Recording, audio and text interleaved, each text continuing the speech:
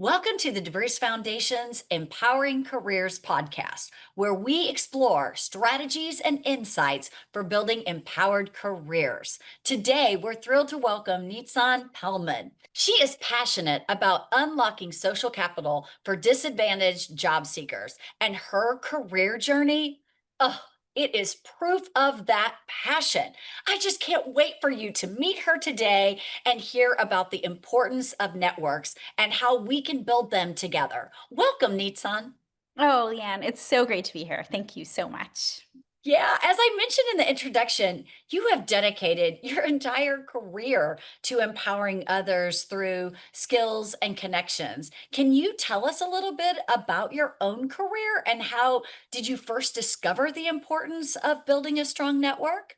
Yeah, sure. Well, um, I grew up in a pretty religious community in Los Angeles. I grew up as an Orthodox Jew, and when you grow up as an Orthodox Jew, you spend a lot of time with Orthodox Jews. It's a pretty insular world, mostly because of the way that the rules work. Like, if you only eat kosher food and you don't use electricity on Sabbath and things like that, you kind of end up spending a lot of time with people that do those similar things, especially if you go to the same school. So I didn't, to be perfectly honest, I really didn't know anybody that wasn't an Orthodox Jew until I finished college, because I went to Orthodox Jewish College in New York as well. Which is a really yeah, anyway. So I was really struggling with what I was going to do after college. And the like sort of shining star of the Jewish community that I grew up with in Los Angeles, was a woman named Stephanie. And she was just like the person who was running all the summer camps for all the kids when she was like 14 years old, and just like this natural, amazingly brilliant leader at like a really young age. And I remember walking into the library one day, in college, and seeing her, and she was practicing for an interview, um, to become a Teach for America teacher.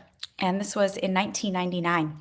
And no one had ever heard of Teach for America at that point. It was still a very young organization and really nascent. And she said, "Oh, I have this mock lesson tomorrow for this interview, and I have to teach for 5 minutes. And so, can I do my lesson plan with you?" And I was like, Practice, "Yeah, yes. totally." So, anyway, she walked me through how memory has been documented over the course of history, running from Egyptian hieroglyphics to the way we take pictures today. And it was just a brilliant lesson. And I was just like, oh, whatever this woman is focusing her energy on, that's what I should focus my energy on.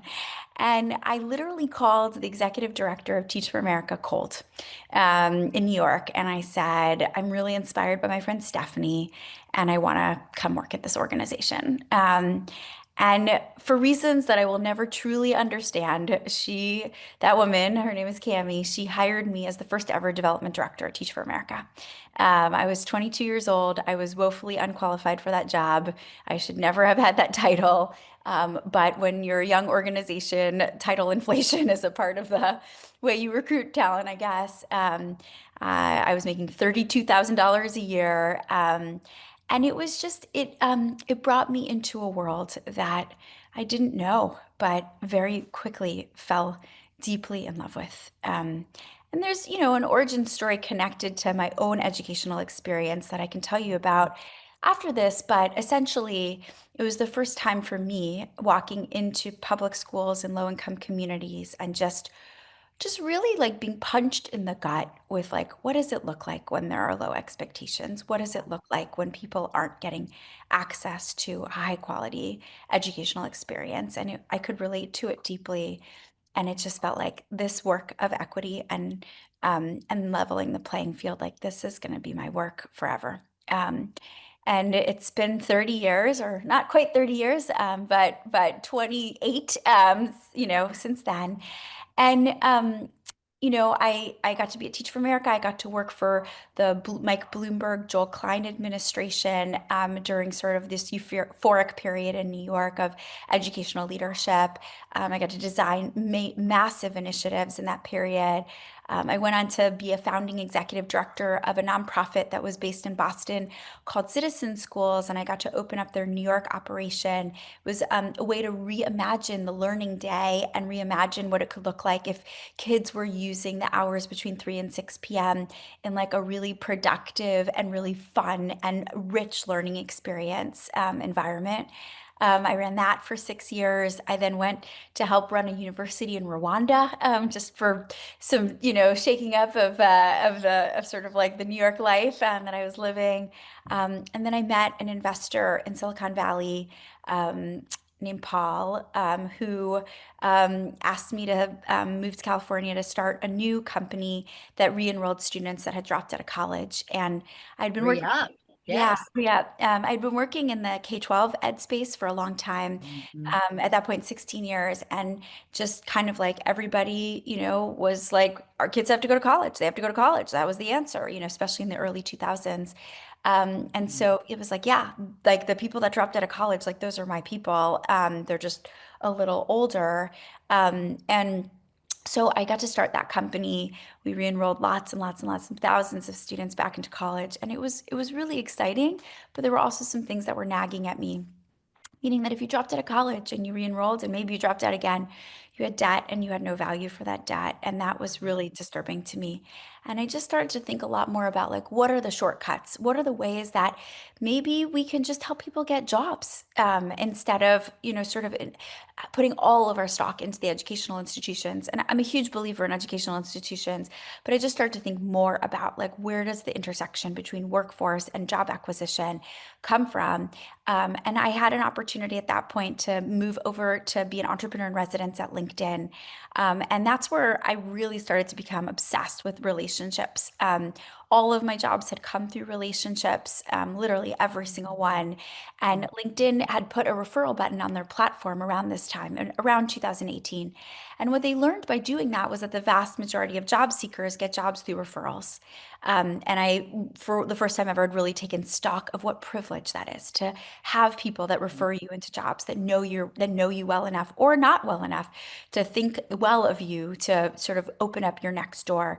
And that the fact that the vast majority of Americans get jobs that way was just, it really struck me hard. And then I started to think, okay, like how many education to career institutions, either in the 2 year space, the 4 year space, or the workforce development space, how many of them really help to teach the art of relationship building as a centerpiece of how their learners are going to ultimately attain jobs? And it felt like there were very, very few that really focused on this, and that there was a lot of green space in this space. And so I launched a workforce upskilling organization called Climb Higher that I got to run for the better part of the last 6 years. And we learned so much about what it means to teach people the art of relationship building. How do you answer the ubiquitous first question, tell me about yourself? How do you share airspace in a conversation? What questions do you ask somebody that are open-ended or are going to get them to talk? How do you find similarities with somebody in a conversation, which is a lubricant for trust? There's so many places that I think are not naturally intuitive to our learners. And so we Yes. got to really build a deep curriculum around that. And more recently, about a year ago, I just realized that there were so many learnings, so many ways that we could really bring this to a broader set of audiences if we shared our curriculum, if we shared our work, if we shared our AI social capital bot Goldie with 2 year colleges, 4 year colleges, and other workforce organizations, that we could really see a much more seismic impact by allowing people to build this relationship set of skills alongside of the in-demand skills that they're working on. Oh, audience, I know that you are now chomping at the bit going, what are the things she is going to tell us? Because your career journey, what an inspiration. I mean, I can hear from you how much you care about serving and caring and supporting others on their career journey. And I'm eternally thankful to Stephanie and Cammie, right? Who like got you on this trajectory, but isn't that the truth? What happens in early parts of our life, how much that puts us on a trajectory, for what then can happen next.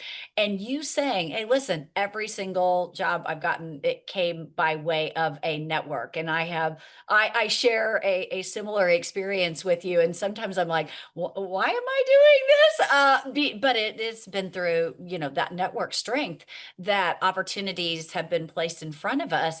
And yet, so many folks don't necessarily know what to do or how to build those networks. So, as we go into today, I'm so excited for us to get to hear a little bit about that. The educator in me could not help but to hear and basically have my heart broken just a little bit. As you said, there was some kind of tough experiences in your early education. So then when you started to see this other kind of modeling of like, oh my gosh, doesn't have to be like that. It can be different. And people can hold expectations of individuals who are in education or preparation or trying to get into the network. Can you tell you said, "Oh, I'll tell you a little bit about that early education experience and how it shaped the way that you serve others now." Would you share just a little bit about that? Yeah. For many years, I didn't share this story because I was so scared of the judgment that, I feared people would have of me. But I think probably at this point, my career sort of speaks enough for itself. So when I was in first grade, I was labeled as a special education student. And what that meant in my life is that people really had a label for me, and it was like a stupid label. We were the resource room kids, we were the stupid kids, we were the kids that couldn't learn. And that label stays; it doesn't go away, and it stayed with me from first grade all the way until 12th grade. And I have these really painful moments of like the new year starting and like us learning the exact same thing we'd learned the year before. Just like the teachers, I don't think it was their fault, but like when you think that somebody's unintelligent or when you are told like these are the kids, the resource room kids or whatever, you just immediately subconsciously like just have a different set of expectations. And to be honest, this is why Teach for America was such a powerful first early learning place for me, of learning like the studies behind those low expectations and like just what would happen when Mhm. teachers were told like your kids are this and they weren't that. Like it was an experiment, and they like their expectations like just sort of really morphed based on what they perceived the students' capabilities to be. And so I graduated from high school without ever having read a book. I had a 700 on my SATs combined.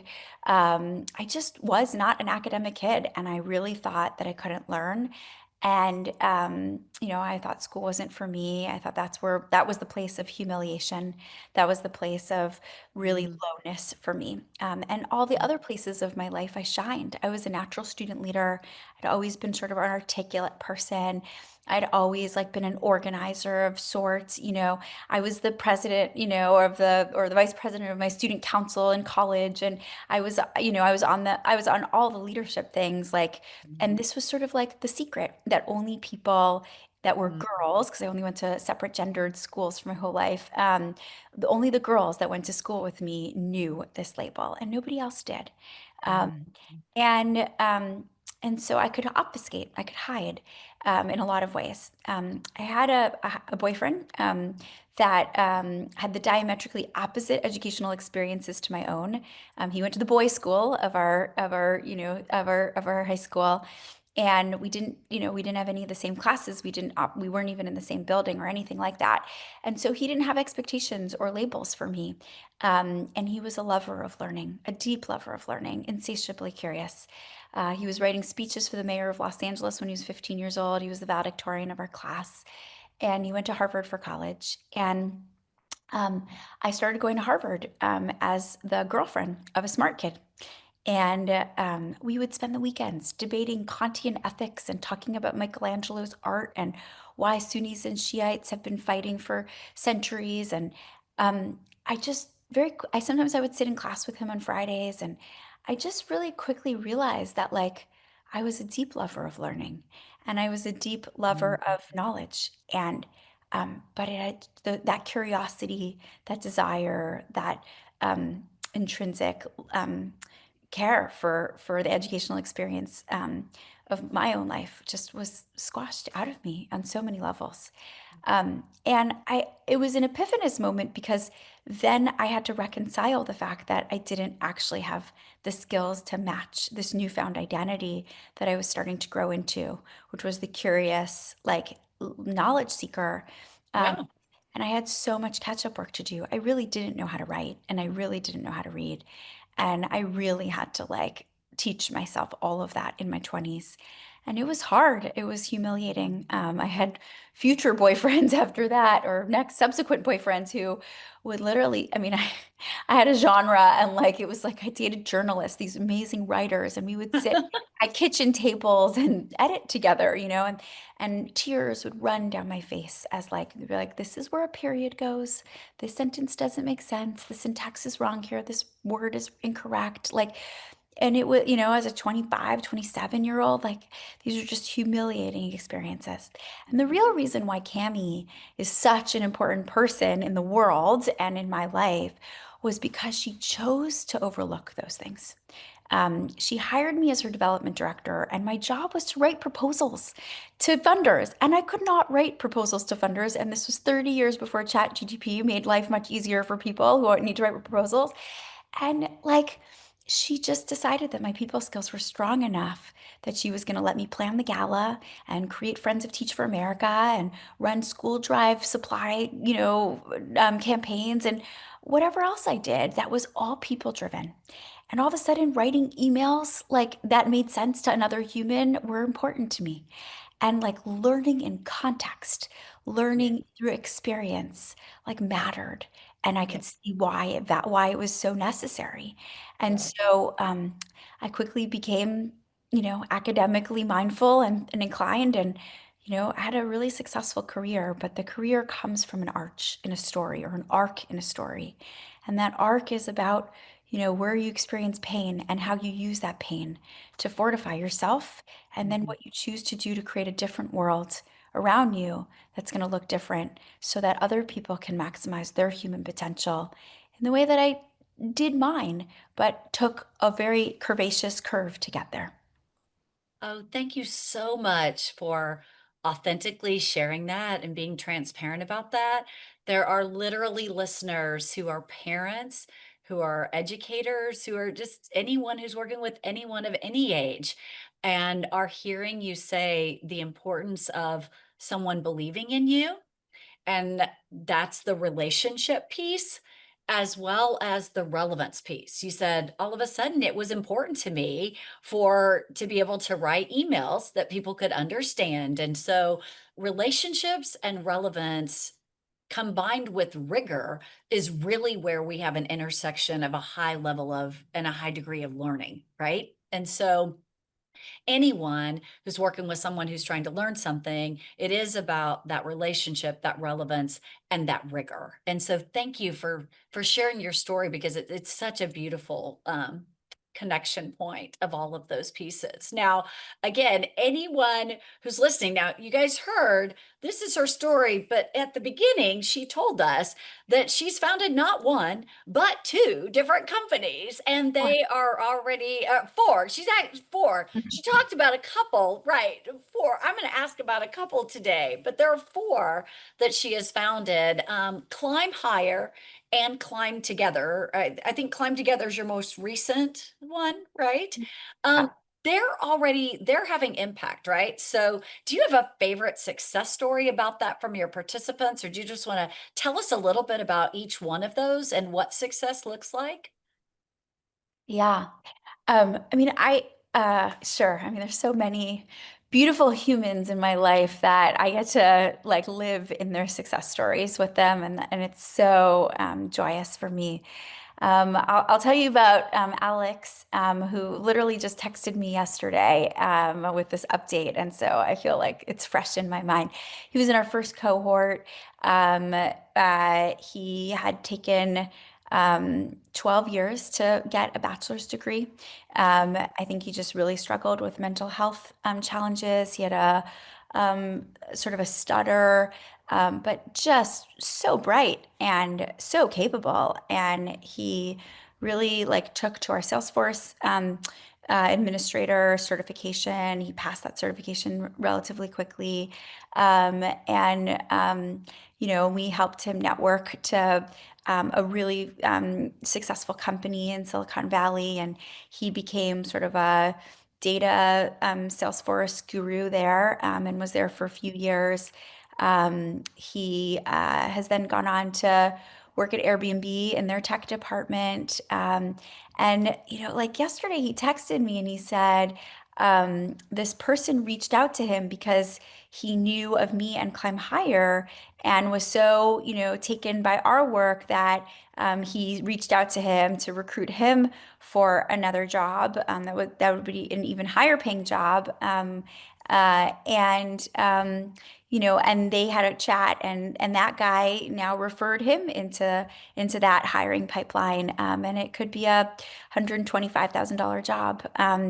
When we met Alex, he was I think working at the Amazon warehouse. And I wouldn't say that journeys are linear. Journeys are anything but linear. They're the opposite of linear. They're filled with peaks and valleys and plateaus and many emotions and many highs and lows. I've known Alex now for 7 years, and there have been lows. There were times where he really self-doubted, and he kind of like would put himself into a hole through his self-doubt and sort of freak himself out and make him think that he couldn't succeed. And that sometimes would have an impact on how he was doing in his job or whether or not he was actually successful in his job. But when he leaned into his skills, his capacity, and the continued investment in his skills, like he really soared. And we have so many stories like this. Yeah, I'm reminded of one of our primary researchers here, Argan, and the conversations that we've had in looking at career pathways and individuals' journeys, that they are circuitous, that it is not, like you said, we somewhere along the line we've been told or we thought that it was going to be a straight line, but the reality is that is just not the case. And some of the research that we've been able to do here is about like, well, what does it take to, be employed with a higher salary, better benefits, better working conditions, more likely to be able to save across your lifetime. And you even mentioned something about what Alex, like he was in a space where he got to do things that he likes to do and that he probably does well. Even your story with Cami, she just looked at like, well, what is it that she does really, really well? That's what we're going to give her the opportunity to do. And so we've done some research around that. And that's kind of, we call that, and our listeners here will know, we talk about that being your career literacy, understanding your strengths and what you like to do, what you do well, or your agilities, and then combining this with this strong network, right? And so it's really those two things that help individuals traject on an employment empowered path. So in thinking about that strong network piece, is there any research about the impact that it has on someone who's building their career? If we think about those early career seekers choosing careers, can you talk about the research about them having that, building that strong network, or any tips for them? Yeah. Well, yeah, there's a bunch of research on this that I really like feel is very grounding. So one piece of research that's very important is Mark Granoveiter's research, and it's old research. It's from 1973, Stanford. He was a researcher there for many years. And what conventional wisdom says is that people who are strong ties, people that you've worked with for years, that you know super, super well, those are the people that are going to be your referrers into jobs. And we already know statistically that like the majority of people get jobs through relationships, through referrals. But then the question is who? Who are those people who are then unlocking those doors? And I think for so many years, people assumed it's people who you've worked with, like, and that you know really, really, really well, the Camis of our lives or the Stephanies of our lives. And the truth is that Cami and Stephanie are both wonderful referrers as strong ties, but it's actually people we don't know nearly as well, Right. weak ties, that actually even open up more doors. And some of this is just about the rule of numbers or big numbers in particular. So if your network, Leigh Anne, that I'm not connected to, and my network in Berkeley, which you're not connected to, but now we're weak ties, like that means that your network is opening up a whole new world that I wouldn't have naturally had access to. My network is opening up a whole new world that you wouldn't have access to. And like that, and if you throw many more people into the mix like that, the tentacles of where you can tap into are much, much higher, or much larger. And when we just are connected to the people that we have strong ties to, let's say all of your colleagues who work with you at the foundation, you're going to know about similar roles and you're going to know about similar opportunities because you're all kind of overlapping in your worlds. And so the fact that strong ties and weak ties both make introductions, that was like a real breakthrough in research. And LinkedIn replicated that research and found that to be true on the LinkedIn network in 2018. And so the research is old, but it's also still very recent. And I think there's a lot in there. And I oftentimes will ask people, have you ever gotten a job through a relationship? And then my second question is, what kind of relationship was that? Yeah. Was that person somebody you knew very well, or was that person somebody you didn't know that well, but just had a positive impression, a positive rapport, and that was sort of enough to open up a door. And Yeah, and you're going right into the space of the diversity of that network is key. Like, yes, and what happens in those weaker ties is now you have more variety in the number of industries that are represented in those, more variety probably in the social experiences of those people who are in that, more variety perhaps even in the educational experiences, right? And so that's exactly what our research is showing too, is those strong ties and those weak ties. And it is about that diversity of that network, as well as those deep ties that will bolster you across the way too. But those weak ties, you start to see opportunities in the career marketplace, and others start to see those for you too. That, like you said, you would have your closest network might not even know about those. yeah, totally. Yeah. And I think so. So the question, of course, then is like, okay, so for job seekers and younger people who are really looking for opportunities, there's a lot of existential like angsting that's happening right now for young people who are like, oh, like I hear that AI is making jobs disappear and there aren't as many entry level jobs. And like empirically, we are seeing evidence of that starting to emerge. And it's true that those jobs are, they're not completely gone, but they're harder to get and they Mhm. are requiring more experience than we've seen. And so I get asked this question a lot, like if I'm a college student or I'm a job seeker, like what should I be doing, Yes. Like the thing that I can say is that you should be reaching out to alumni that are employed in Yeah. from your school, from your workforce organizations, from your community, from your neighborhood, and get coffee chats with them. Get a Zoom call going. Get some way for you to get to know those people. And people love to do this stuff. Like people love to meet somebody new who's looking for a career opportunity. Like you can ask an alumni of your school and say, like, hi, like I noticed that you're in the cybersecurity industry and I'm very intrigued by that world. And we both went to this same school together. Would you be willing to tell me a little bit about a day in a life of your job? What do you like about it? What do you not like about it? I mean, when you ask questions, what I used to say to our Climb Higher learners a lot is like, you know what people really love? They love talking.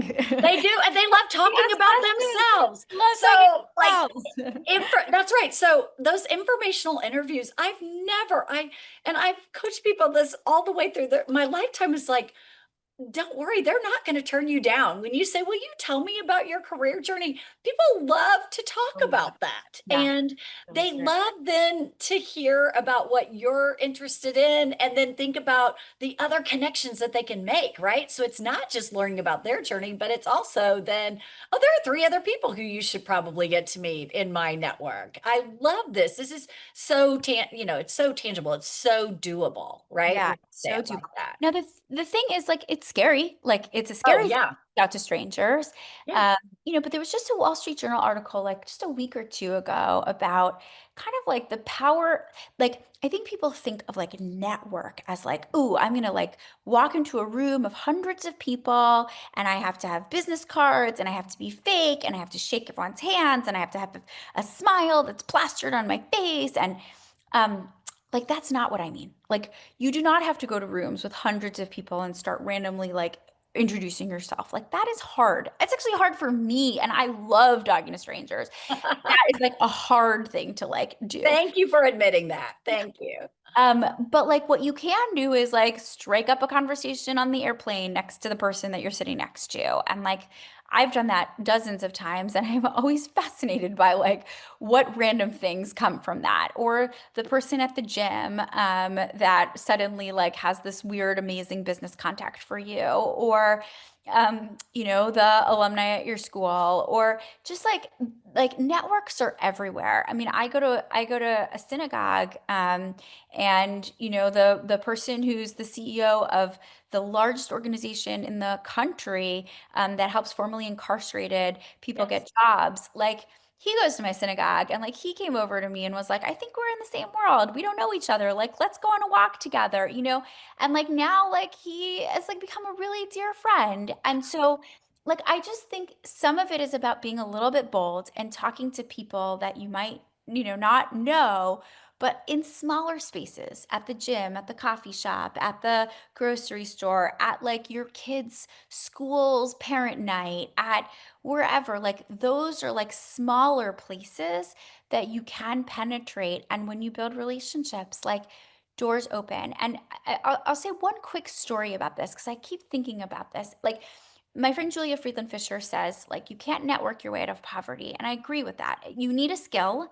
You need something that you're talented in, and you need relationships. It's both, and it's not one or the other, A but they're hundred percent. they're connected.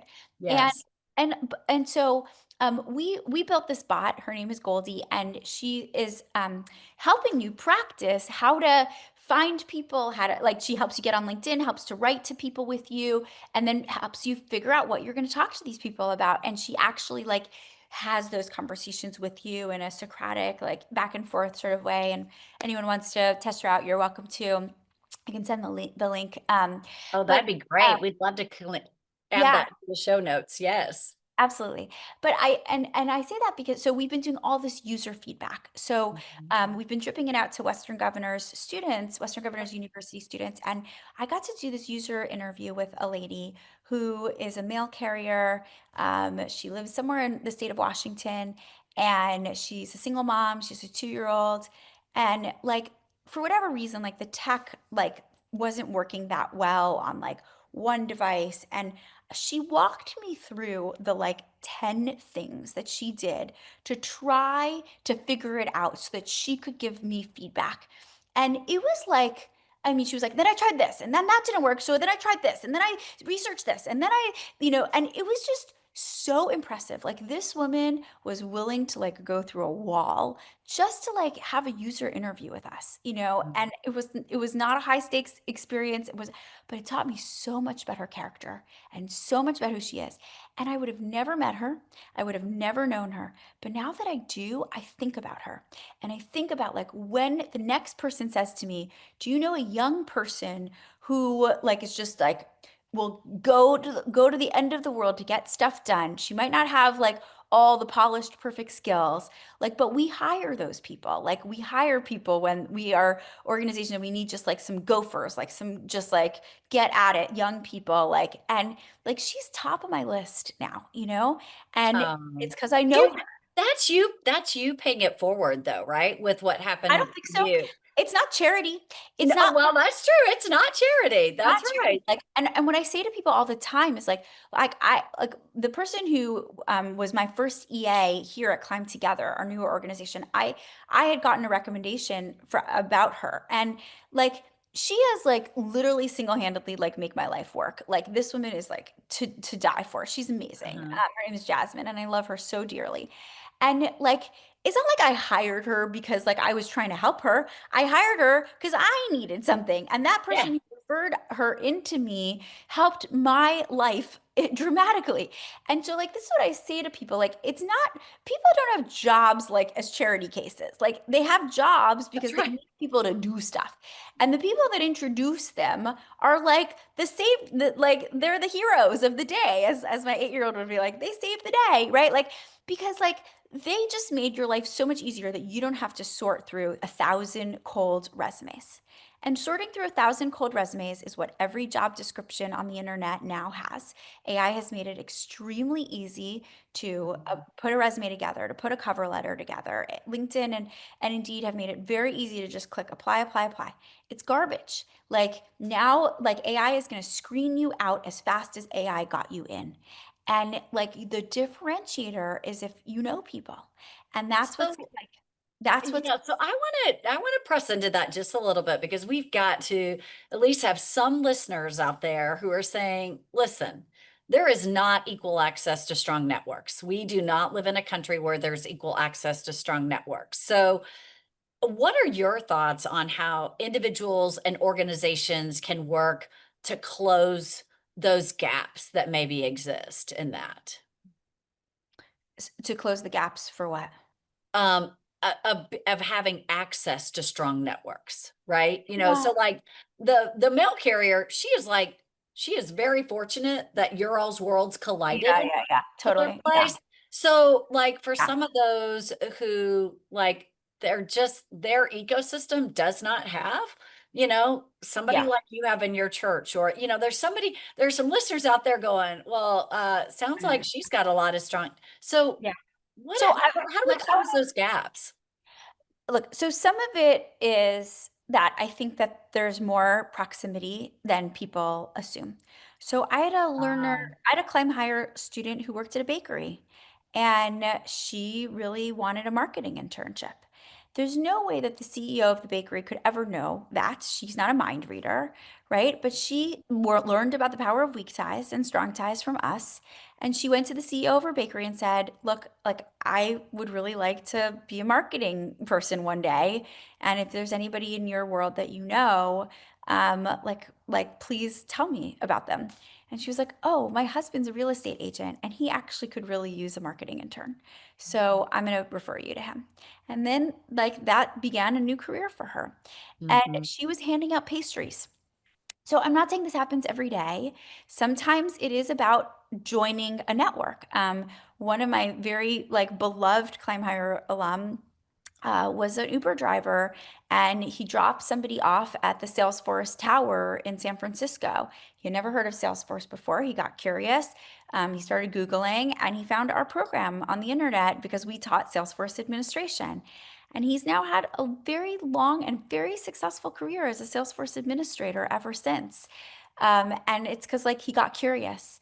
Um, what I was also saying before about how like, any open job description now on the internet or job um, offer like or JD that's on the internet just gets so many applications. Uh, Yes.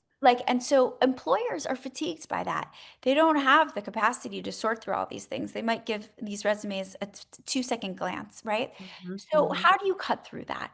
And we put a job opportunity. Actually, almost every single person who works for Climb Together comes through a network. To be perfectly honest, we very rarely ever post actual formal jobs because there's a whole hidden job market that accounts for like something upward of like 60% or 70% of hires, and we don't even have the actual data on it because it's the hidden job market. It's the jobs that Yeah. never even get posted because you know somebody and they know somebody, and then you get hired for that role.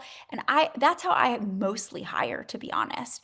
But we didn't have somebody in our network for this engineering role. And we posted on Handshake, and then we got, the like onslaught of applicants. And there was this one guy that went onto our website. He looked at Goldie, our bot, like, because it was published, the link on it. And he spent a lot of time sort of analyzing it and figuring out what worked about it and what didn't work and what ideas he had. And then he went on our website and he looked for who he thought potentially could be the hiring manager. We're a small organization, so it was kind of obvious who's the tech person.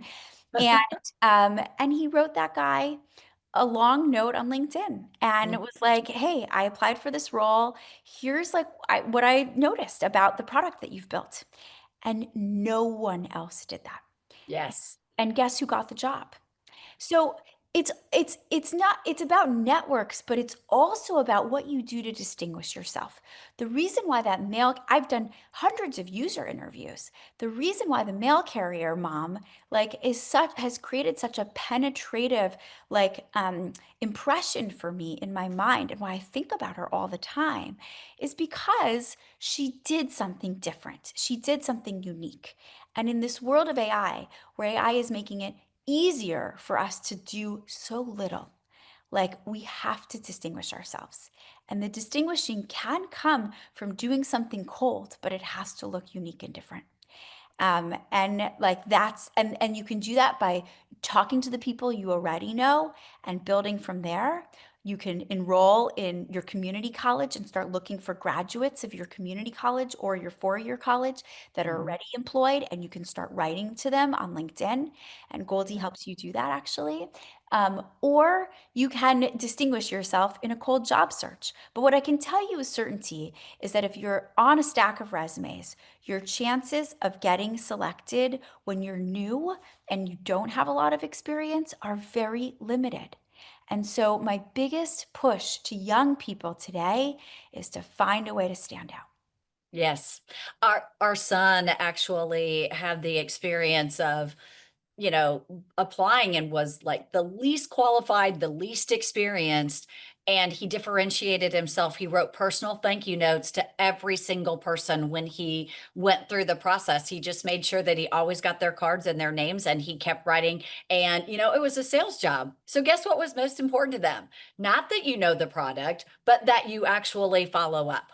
Right. And so there are this advice of do something to stand out, do something to differentiate yourself is critically important, like you said, to anyone anywhere on the job seeker age continuum or journey continuum. It has been so much fun to speak with you today. I just as we wrap up, what is just one thing that our listeners can do, today? Like I think it's about taking action as soon as you possibly can today that would either strengthen their own networks or help others strengthen their networks. What is that one thing that they could just start today? Um, I can't, I mean, not because I'm a former employee of LinkedIn, but because I just like so passionately believe that that platform is so rich with riches for young people in particular. Make sure you have a great LinkedIn profile. There's a million resources on the internet to help you do that. Make sure you have a updated and attractive looking picture of yourself because people who have profile pictures are 8 times more likely to be noticed. Ooh, Um, that's an and important to stat. and basically to like find people either that are alumni or you can join groups on LinkedIn. Like the cybersecurity group on LinkedIn has 245,000 people in it. You can join a group like that. You can research like where people live, where their, what their areas of domain expertise are, and you can write them thoughtful notes, but you have to write them thoughtfully. I get a lot of garbage notes on LinkedIn, and garbage notes are like, "Hi, Nitzan, I noticed that we have similar connections. It would be great for us to connect." I can't even begin to tell you what a waste of time sending a note like that is. Leanne, you and I didn't know each other before today, but you sent Right. me a beautiful note on LinkedIn. Thank you. And like, it was like, Nitzan, I can't wait to meet you. And I've done all this research and, like, it's when you show somebody that you care and that you're paying attention, and I'm not saying go do this for 100 people, although you could do it for 100 people too, but if you do it for 3, like, and they are really thoughtful notes. I noticed that you worked here, and I noticed that then you went here, and I noticed that you did this, and I'm so interested in this career trajectory that you have. Like, would you be willing to have a Zoom chat with me so I could learn about you? Like, people love that. And you can build networks that way. Yeah. Oh, thank you so much. That reminds me of a saying, no one cares how much you know until they know how much you care. And we're right back to the top of the hour in the conversation with you, where you talked about how important it was to serve other individuals and that you've built climb higher and climb together in that space of how to care. And thank you so much for today, just helping us be reminded of the importance of the relationship, the relevance, and the rigor when someone is learning something, the importance of basically spending your social capital on others to help them along the way, which ends up to not be about helping them. No, it's like actually building a bridge from the individual to the industry that needs their skill, and that there is that value proposition, that value that someone brings into the career marketplace, believing in others, taking that first step, not being afraid to actually ask someone to learn about their own career trajectory. Thank you so much. You have been inspiring today. I just cheer you on. We all cheer you on. With Climb Together. I cannot wait to see what will come of that. We're so appreciative of your joining us today. I have been so inspired about your passion for helping people build empowered careers. So, can you give us a call to action today? Yeah, absolutely. So, for those of you who are part of educational to career institutions, it could be high schools, it could be 2-year colleges, 4-year colleges, or it could be fellow workforce organization upskilling entities. What we believe passionately is that everyone needs to be building relationships. And what we've learned over the last 6 years is that it's hard for young people to know exactly what that means. Our young generation grew up with COVID. They grew up with phones being put in their hands when they were little people. And like the art of relationship building is truly becoming a lost art. And so we have really been working with 2-year colleges, 4-year colleges, and other workforce up training organizations to build our learning, our lesson plans, our content, our activities for relationship building into curriculum. And we also have a social capital bot that we talked about, Goldie, and we can also work with institutions to essentially have people assign Goldie for homework or for other activities so that the learners can pace themselves. And ultimately, Goldie will help people get onto LinkedIn, write to people, write those notes, all the things that I was saying young people could do. Goldie helps you to do those things. And so if you want access to Goldie, or you want your institution to have access to Goldie, we're a non-for-profit organization. We're not here trying to make money off of anybody. But there's a small cost, but it's not a big cost. And we'd love to partner with anyone who's interested. Oh, thank you so much for your generosity in sharing this. And for many of you who are listeners, you are out there in exactly those kinds of institutions. And many of you are already using the tools that are provided by the charitable mission of the DeBruce Foundation to build career literacy. So this is the perfect pairing, this career literacy with building these networks. That is what's going to put people on empowered careers pathways. And thank you for that work that you all do every day. And thank you so much for offering this as an opportunity to our audience and to others around the US. So let's get out there, let's spread the word, let's go do this. And for everyone who tuned in, if you enjoyed this conversation, be sure to check out our website at debruce.org and follow the DeBruce Foundation on social media for more career building resources. Take the advice today, kick up your LinkedIn profile, and make sure that you expand your network, build your network, strengthen your network so that you will be empowered, because together we can build empowered careers. We'll see you next time.